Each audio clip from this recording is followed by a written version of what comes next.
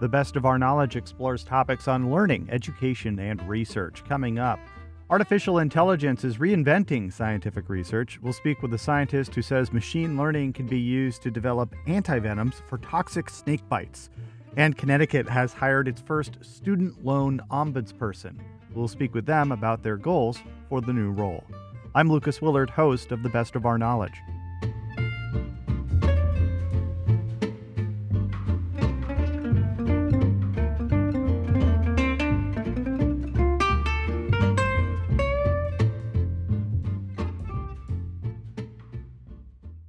You're listening to The Best of Our Knowledge. I'm Lucas Willard.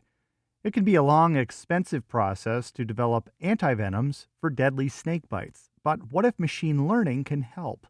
Susana Vasquez-Torres, a researcher at the Baker Lab, is the co-author of a new study that used AI-designed proteins to neutralize toxic venom in mice.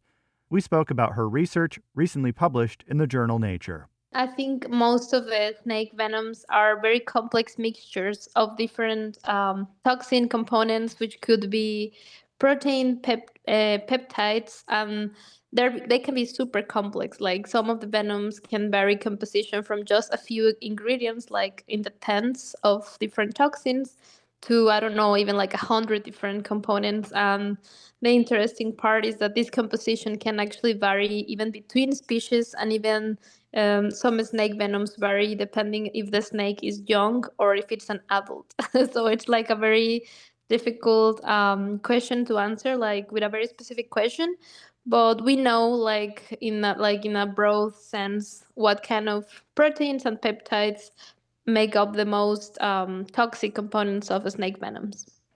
The proteins have specific shapes, and those specific proteins, therefore, have a specific effect on the body, correct? Is there sort of a lock and key situation going on here? Yeah, that's correct. I mean, we have like different classes of these toxins. So, for example, we have neurotoxins, which paralyze the nervous and the muscle system. We also have some cytotoxins that could lead to necrosis because these can disrupt cellular membranes. There are also some of metalloproteinases, another kind of like small peptides that can interfere with coagulation. And also like they have other effects on kidneys or systemic toxicities.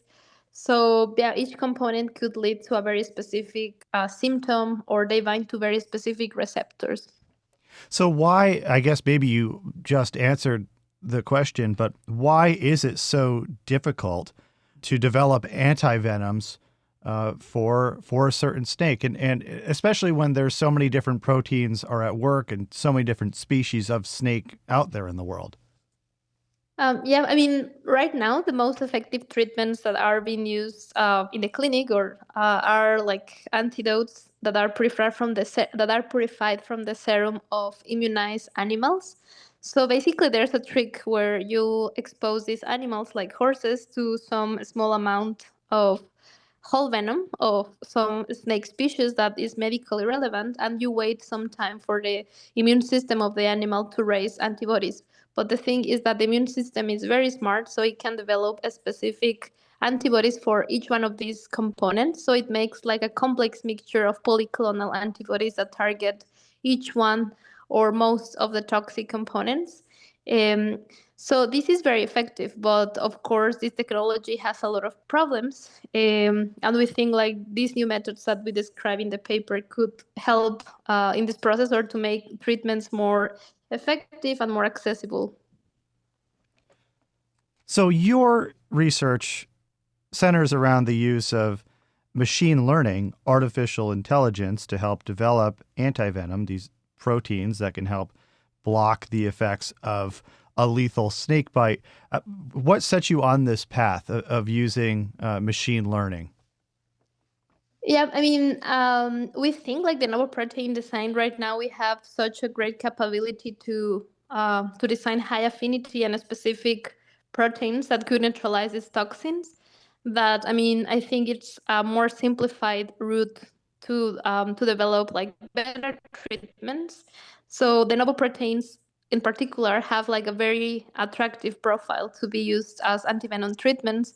So, for instance, you don't need to immunize any animal, or you don't rely on the immune system of every animal to discover neutralizing proteins. You have like total control in how you want to develop these proteins. They're very small, cheap to produce in microbial systems. They're heat resistant.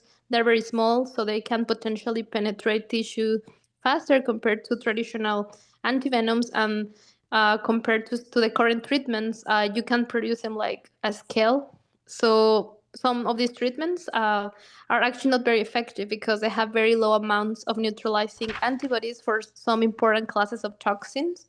But we don't have this limitation with the novel design proteins because we can produce as much as we want, even in the order of kilograms, let's say, which is not feasible with the current technology. So, what can you tell me about the technology that was used to help develop these AI designed antivenoms? What can you tell me about this computer program? Yeah. So these methods that we used for this work were developed in David's lab, and actually, like they are very general. They can be applied to design proteins for other kind of purposes, and this process involves these kind of three steps, right? So like these AI programs are basically, I mean, what it means is that we have very powerful computational algorithms that are trained on very large databases, such as the protein structures deposited in the protein data bank. And this kind of network kind of learns the rules of protein folding and protein interactions. So in this first step of our design process, we use something called Rosetta fold diffusion that help us to create like protein backbones around some specific target. In this case, our three-finger toxin targets that we targeted in the paper. And this process basically enable us to design like shape match proteins around a specific target. Then in the second program, we use these backbones and we thread amino acid sequences into them. So that means we give an identity to these protein backbones that give them specific properties that would live into their different binding affinities or properties. And finally, in the last step that also involves machine learning methods, we use structure prediction methods such as AlphaFold or Rosetta Fold to predict the structure, like three-dimensional structure of our proteins that we design in the computer with the toxins that we targeted. So the purpose of this step is just to evaluate the quality of our designs to see what we design makes sense, or if it's really interacting with the target in the way we design for. So, to sort of help me understand it, the software is able to create or design a protein that fits into the snakebite protein and therefore does not allow that protein, because there's a binding that's happening, it does not allow the protein in the snakebite venom then to attach to your systems in your body. Exactly, that's exactly accurate. So actually, some considerations for that is because these proteins, these toxins that we studied are well characterized. We know which regions normally bind to acetylcholine receptors in the nervous system, and we try to make proteins that cannot block, these binding sites, so they cannot longer be toxic. Yeah. So this seems like it could be a lot cheaper and faster than going the old way of using animals to develop antivenom.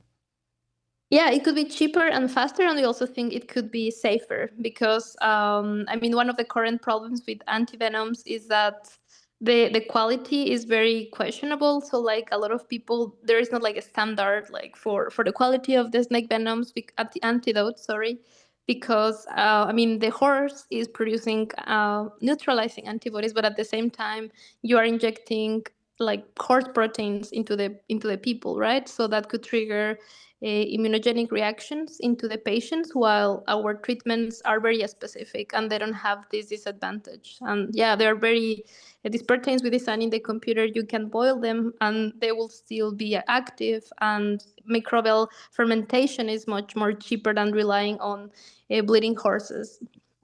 Where do you think that this technology will go next in the world of science?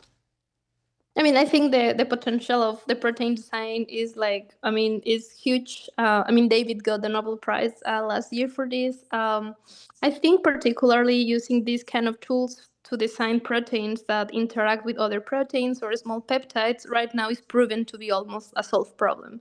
And that could translate to any area of medicine. We can make more specific treatments for cancer. We could make better vaccines. We could make better snake venom antidotes. So I feel the potential is there, or even not as treatment, but just as use them to for like for tool as tools to question like very difficult questions in biology that could underlie pathogenic processes. So really, I think the potential is immense, and I think right now we need to make good questions, and we need to use protein design to solve them. Research by Susana Vasquez Torres on how machine learning can be used to design snakebite antivenoms is published in the journal Nature.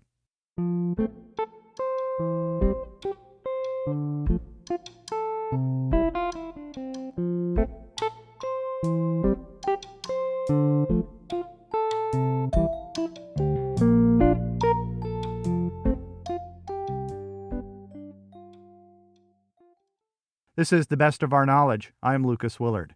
The state of Connecticut has hired its first student loan ombudsperson. Michelle Jarvis Letman was appointed to act as the state's chief authority and specialist on all issues related to student loans.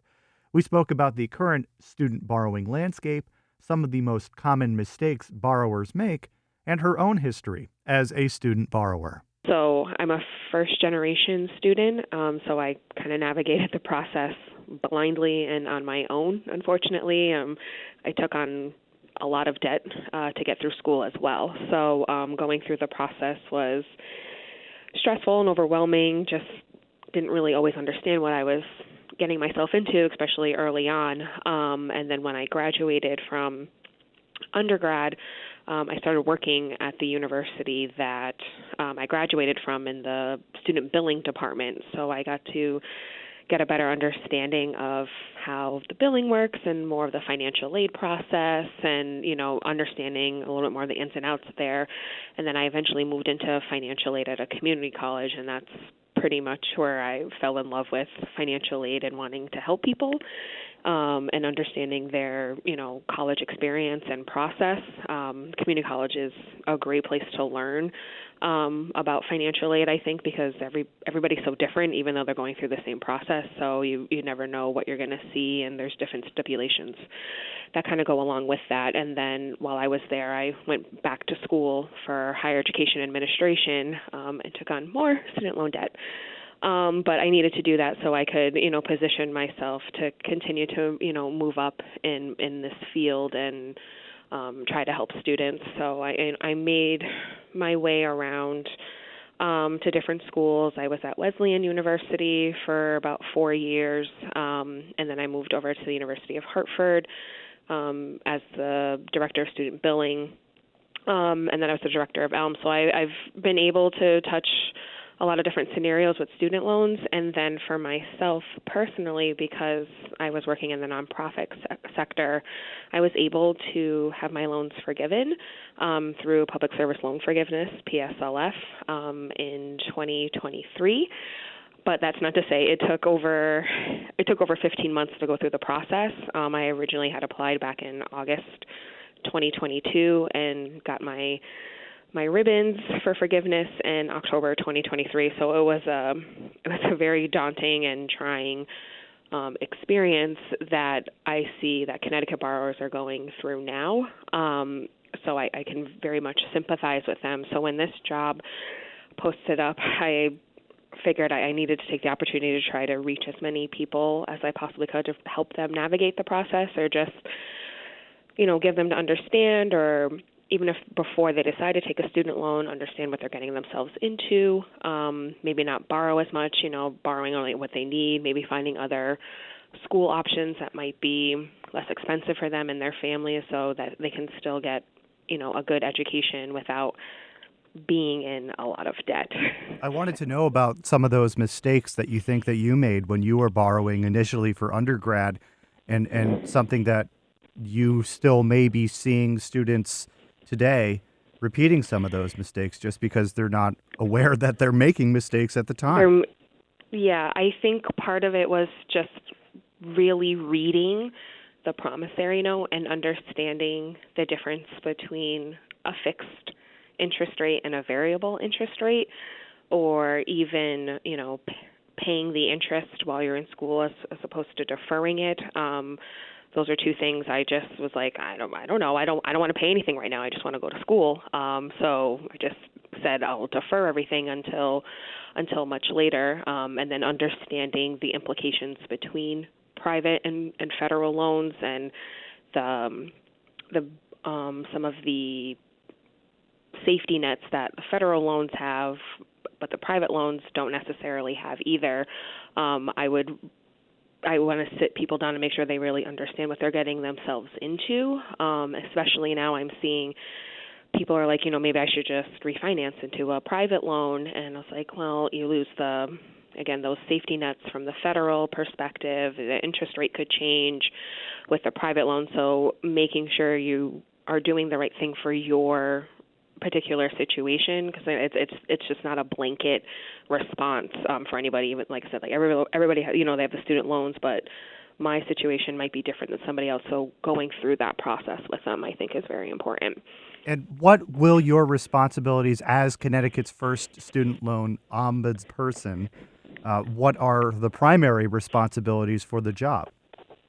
Sure. The primary so addressing any of the complaints that come in from the student loan servicers, from a Connecticut borrower, or any concerns they may be having, providing resources to borrowers and potential borrowers as well, and especially going on right now, monitoring the daily activities and potential policy changes for federal and state loans that could come down the pipeline, and be ready to disseminate that information to our borrowers. So in between all that, I think education is really important. So while we have people who have borrowed loans already and need information, I think trying to talk to students and families that are thinking about borrowing and getting ready to go down that path, and educating them what the resources are as well ahead of time, would help them when they go through the process, and then they'll have a better understanding when it's time for them to go into repayment when their collegiate experience is over. So with that education component, I can envision two options, I guess. One, maybe a pamphlet is handed out by the high school guidance counselor to a student who says they're interested in going to college. And then maybe another option would be actually requiring students to take a class in financial literacy and make sure that they do understand how loans work, the differences between public and private loans, that sort of thing. When it comes to education, what do you think is the best strategy? I think both of those are great strategies, and Connecticut does have a financial literacy component that they're putting in as a requirement for high schools now. I think starting the class of 2027, if I'm not mistaken. So it's very important that gets out there. And that's one of the things we're working on building right now, is that resource information to give out to guidance counselors, or even going in and giving a presentation, a financial aid 101 presentation of, this is how you apply, this is what it looks like, here's the sticker cost in terms of the net cost, and how the student loan comes into play with that.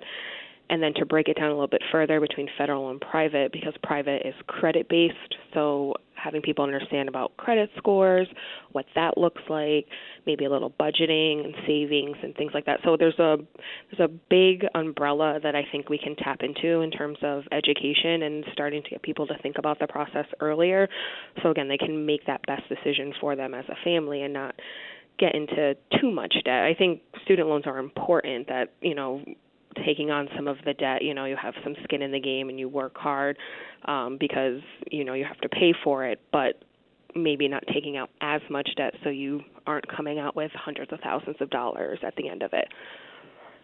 And I just have to say, I have a mortgage, and I understood more about the process of borrowing money for a house than I think I did as borrowing money for college. For one thing, it's one cost. And when I remember in my own experience in depending on the year, depending on the semester, maybe I didn't have enough public loans to back 1 year of school, so I needed to supplement that with smaller private loans. And when I graduated, I had this patchwork of different loans and bills and things coming in the mail that it took me a while to wrap my head around. What do you think about sort of the system that we have in place right now for borrowers and the ways that we actually pay for college in this country?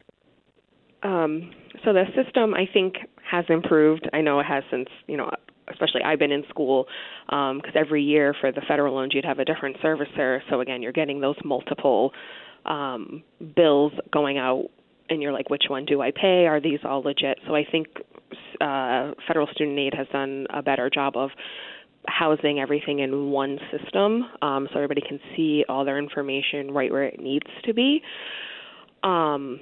Okay, well, I'm sorry, what was the second part of your question? Just the landscape of where things are for prospective borrowers and for people who have student loans. Is it maybe less complicated than it once was a decade or two ago, especially when it comes to getting the total amount of money together to pay for college if maybe a federal loan doesn't cover the whole cost? The whole cost, yeah. I think the cost of education is concerning, for sure. And I think there are so many other options now than there was 10 or 20 years ago. There's not just a few companies monopolizing student loans. There's other players in the game now. So families do have options to see what works best for them. A lot of schools and universities have tools and resources on their website for students to be able to kind of compare what student loans that might work best for them, which ones the schools work with, and they can see the differences and for their interest rates, repayment options. So I think it's better than what it was 10, 20 years ago. We still have a long ways to go to make it clear and concise for people to understand exactly what they're doing, what they're borrowing, what their terms are. Especially from the federal perspective, a student comes in as an 18-year-old freshman signing away on their federal loans. They do insurance counseling, sign a master promissory note. They don't have to do either of those things for the rest of the time that they're borrowing at that one institution. So it's kind of like out of sight, out of mind. So I think that's part of where I would like to help with schools and maybe, again, providing a resource or just even a quick flyer to send out to all your student loan borrowers. Say, don't forget, you've borrowed, this year. Check your portal to make sure you understand the amount that you've borrowed, and just so make them aware of it, because they don't have to look at their master promissory note every year. It's not something that it's in front of you and consistent, and it's deferred usually while you're in school. Whereas, like you said, like a mortgage, you sign it, but you see it monthly. You see it coming out right away. Your student loans get deferred off for so long, and then it's like, oh yeah, I have this thing that I need to pay attention to. So I want to help borrowers pay attention to it sooner rather than being reactive because now that bill is due because they've graduated and now they're scrambling. So, Michelle, you had mentioned that you had your student loans forgiven through the public service loan forgiveness program. Mm-hmm.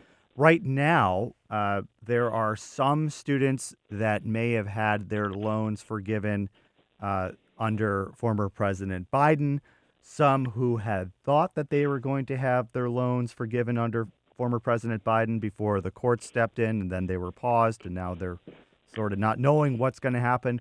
And then also maybe students who are in college right now, and they don't know what's going to happen at all when it comes to government loan forgiveness. Are you prepared to answer a lot of those questions? Are there a lot of questions that you're asking yourself right now when it comes to what the federal government will do?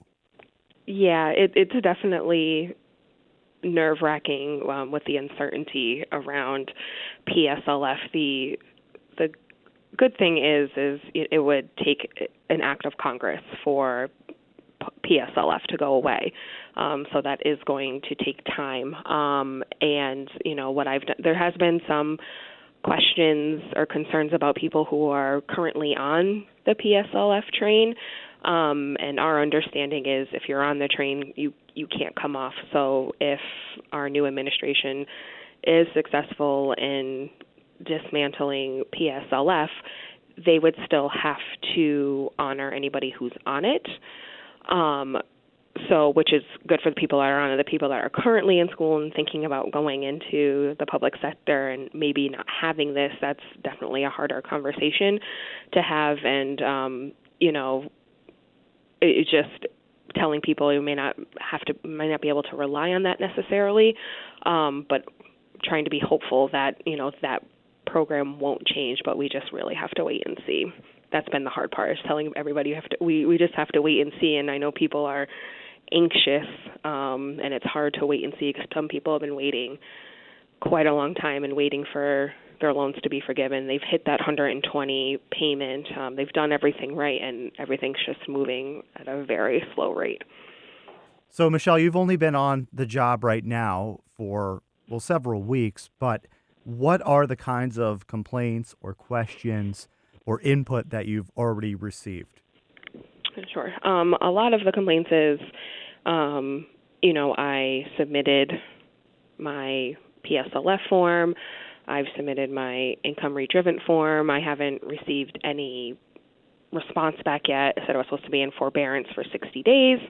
The 60 days have passed, so now what do I do? Those have been some of the complaint parts from a servicer perspective. In terms of concerns, a lot of parents who have taken out Parent Plus loans and have hundreds of thousands of dollars in Parent Plus loans close to retirement age and not being able to afford the payment anymore. So trying to work them through maybe an income-based repayment plan option for them. The Parent Plus loans are very difficult because they just can't transfer into the student name either. So it's solely on the parent, and it's hard to, retire or be on a fixed income and hundreds of $1,000s into debt. And then there have been some people who are trying to be proactive and think about going into repayment as they're getting ready to finish out their college careers and what they need to do to get ready for that. So we've had, in a short amount of time, a mix of different questions and concerns, which is great. People are very aware of what's going on, which is helpful. But I see that's probably going to continue to uptick as we go through the year. Michelle Jarvis-Letman is Connecticut's student loan ombudsperson.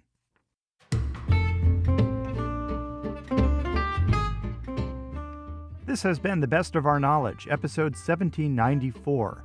The Best of Our Knowledge is a national production of WAMC Northeast Public Radio.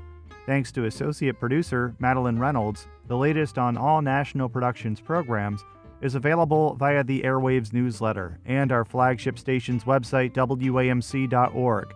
Until next time, I'm Lucas Willard.